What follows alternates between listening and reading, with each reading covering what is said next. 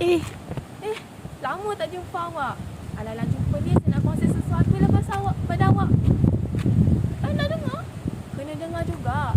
Ni pasal modul sumur. Salah satunya mutadayyin. Ni penting ni. Kena dengar ni. Jom. Mutadayyin adalah salah satu modul sumur. Merangkumi kriteria solat berkualiti, zikir, puasa, tilawah Al-Quran dan sebagainya.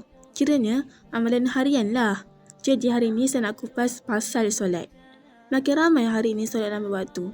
Bahkan waktu puasa pun masih melambatkan solat. Sedangkan bulan Ramadan itu adalah bulan yang mulia. Syaitan diikat. Tahu tak? Solat itu tiang agama. Macam bangunan. Adakah korang tengok bangunan tanpa tiang ataupun asas yang kukuh? Tak ada kan? Sama juga agama. Solat itu ialah asasnya. Solat juga mencegah kemungkaran. Dengar ni. إن الصلاة تنهى عن الفحشاء والمنكر ولذكر الله أكبر والله يعلم ما تصنعون. Jadi, kesimpulannya, setiap maksiat dapat dicegah dengan solat.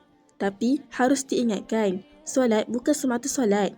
Tapi, solat yang berkualiti iaitu awal, khusyuk dan sah. Tetaplah ikhlas beribadah. Selamat Ramadan.